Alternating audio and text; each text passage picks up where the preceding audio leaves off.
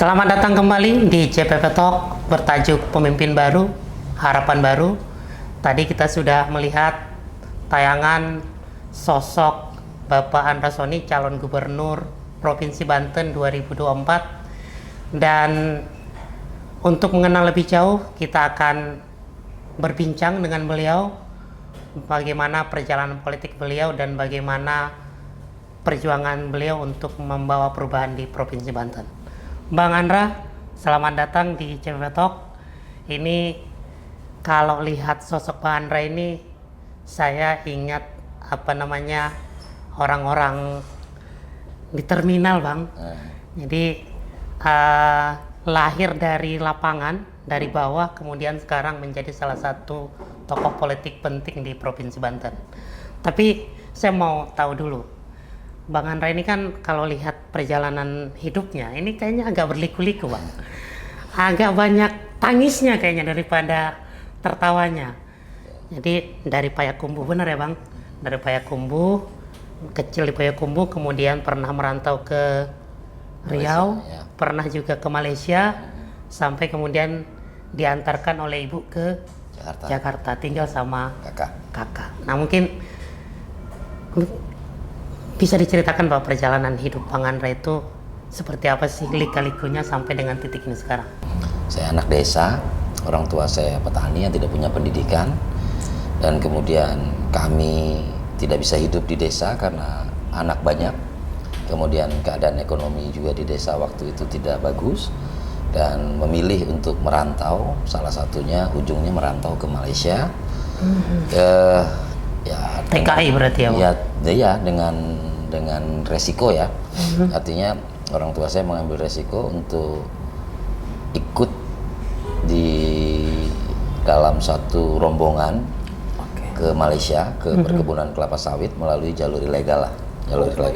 Ya, pendek cerita ya, kami sampai di sana, orang tua saya kerja di perkebunan kelapa sawit, dan kemudian beberapa bulan kemudian ibu saya dan kakak serta adik saya ikut juga. Jadi saya sempat mengenyam pendidikannya sendiri Di Malaysia ya. Nah, selama di sana tentu yang namanya pendatang, kalau mereka menyebutnya pendatang haram. Jadi ilegal dia. Ya, bahasa mereka pendatang haram waktu itu ya. Waktu itu.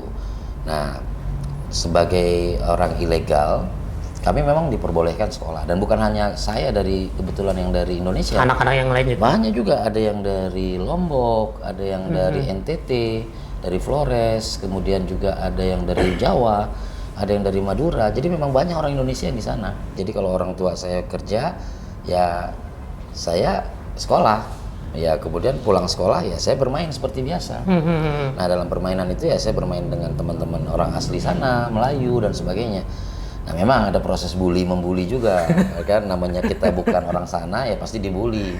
Tapi ya dalam proses bully itulah memang terbentuklah karakter saya yang terbiasa melawan keadaan gitu.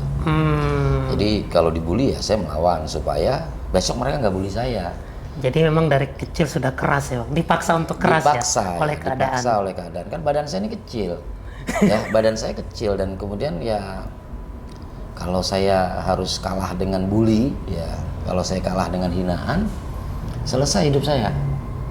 Nah, kemudian akhirnya banyak kawan juga. Sampai kelas 5 SD, lalu guru saya panggil. Kamu katanya nggak bisa lagi sekolah kalau lanjut ke SMP. Karena SMP itu orang tuamu harus ada dokumen. Harus punya paspor, Iya. harus yang lain-lain. Nah, baik sekali tuh. Cikgu kita manggilnya. Cikgu kita. Baik sekali, dia bilang sebaiknya kamu pulang. Nah, saya ngomong ke orang tua saya. Orang tua saya kebingungan juga karena ini nggak ada paspor ya, nggak ada kita dokumen pulang ya. gimana? Akhirnya saya ngomong, saya kepengen sekolah di Indonesia gitulah. Nah, saya kan punya kakak saya baru menikah, kakak pertama ya, yang kebetulan salah satu-satunya dari 6 bersaudara yang nggak ikut ke Malaysia. Nah, saya diantarlah ke beliau di Jakarta. Nah, saya tinggal dengan beliau, saya sekolah lagi di sini, mulai lagi dari kelas 5.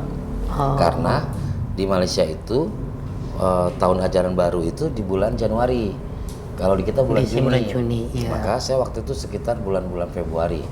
Tapi alhamdulillah nggak perlu waktu lama, saya naik kelas 6. Lalu kelas 6, nah pas kelas 6 itu kakak saya diterimalah pengajuan kredit rumahnya. KPR BTN, iya, kredit pemilikan rumah Bank Tabungan Negara. Kalau dulu kan diplesetkan bayar tapi nyicil gitu kan. Nah di wilayah Ciledug, sehingga saya nggak bisa pindah ke Ciledug karena dulu sistem rayon. Jadi kalau mau pindah dari DKI ke Ciledug mesti ke Bandung dulu karena masih masuk Jawa Barat. Akhirnya dengan berat hati saya sekolahnya berangkat dari Ciledug ke Jakarta. SD Jakartanya di mana Bang? di daerah Haji Nawi. Haji Nawi itu Nawi radio itu dalam. blok ya, radio dalam. Iya, blok A lah, lebih dekat ke blok A. Jauh banget ya. 4 kali naik bus, 4 kali. Jadi waktu itu saya dikasih uangnya itu hanya cukup untuk Berangkat dan pulang. Ada lebih 100 rupiah, ada lebih 100 rupiah. Nah tapi sebenarnya itu proses-proses yang membuat saya lebih adaptif dengan keadaan. Jadi bagaimana mensiasati tanpa harus melakukan perbuatan yang tidak baik. Yap. Jadi kadang-kadang saya akhirnya banyak abang-abangan, kenek, ya, abang-abangan pokoknya, kenek, ya kan, terus. Kayaknya benar cerita Iya. terminal ini Iya, kayaknya. iya. Kadang-kadang kita di Blok M, di CSW itu. Nah, kadang harus naik bak terbuka. Kan saya di Ciledug Raya ya, Ciledug Raya. Itu selama setahun berarti ya. Sampai kelas 2 SMP. Iya, awal-awal kelas 2 SMP. Nah, di kelas 2 SMP itu sekolah saya tuh saya udah mulai sering terlambat. Akhirnya saya ngambil solusi, ada kawan baik itu, dia membiarkan saya untuk mengajak lah untuk tidur di rumahnya supaya saya nggak terlambat. Akhirnya saya jadi terbiasa nginap-nginap. Lama-lama enak juga ya nginap gitu karena nggak capek di jalan kan. Tapi ternyata itu membuat kakak saya marah karena kakak saya kan punya tanggung jawab. Yep. Nah, pas kakak saya datang ke rumah itu, ketemu dengan bapak itu minta langsung kepada kakak saya, udah Andra tinggal di sini saja, biar jadi anak angkat saya. Oh. Nah, kemudian kakak saya tentu nggak berani kan menyampaikan ke orang jawaban dia harus sampaikan ke orang tua kandung saya. Nah, waktu itu orang tua kandung saya sudah pemutihan, sudah punya paspor di Malaysia. tahun 89 lah. Kembali ke Jakarta, nemui calon orang tua angkat, masih calon tuh.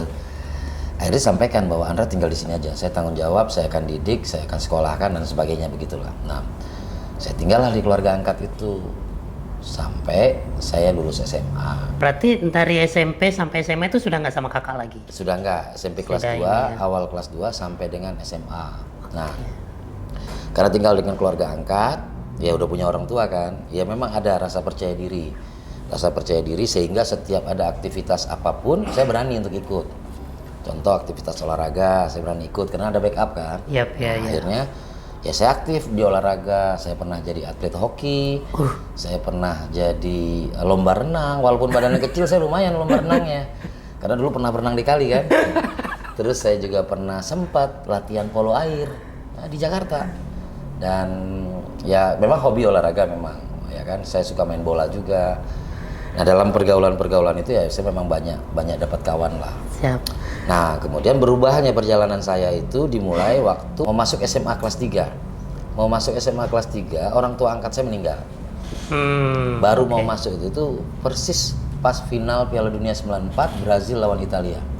Adu penalti. Ingat banget loh beliau. Tahun 94 ya, bulan April kalau saya tidak salah itu. Nah, waktu itu orang tua saya meninggal, saya lanjut SMA. Nah, lulus SMA, bapak angkat saya ini pendiri salah satu organisasi Angkatan Muda Siliwangi namanya di Bandung. Ya. Kemudian juga pernah menjadi anggota DPRD Kabupaten Bandung dari utusan golongan, tapi tahun 70-an. Ya itu saya tahunya setelah tinggal di situ. Dan tamu-tamunya kebanyakan politisi. Saya pernah lihat W.S. Rendra, saya pernah lihat Remi Silado, kemudian saya pernah lihat beberapa aktivis-aktivis yang sekarang punya nama besar juga waktu saya kecil itu. Jadi memang waktu SMA itu sudah SMP SMA itu sudah bergaul dengan para aktivis dan politisi ya, secara tidak sengaja. Secara tidak sengaja. Nah, baru mulai lebih agak tahu tentang politik itu kelas 2 SMA saat saya dipindahkan ke Jogja. Jadi makin intens. Makin banyak tuh melihat, mendengar, membaca. Terus ada demo-demo tentang SDSB, sumbangan dana sosial berhadiah, dan lain-lain lah. Tapi saya nggak ikut, saya cuma ya ada dalam situasi itu. Itu sih pengenalan tentang politik di awalnya. Nah ini ceritanya kita tahan dulu nih Bang. Oke, ini ceritanya semakin menarik sebenarnya, tapi nanti kita lanjutkan di segmen berikutnya.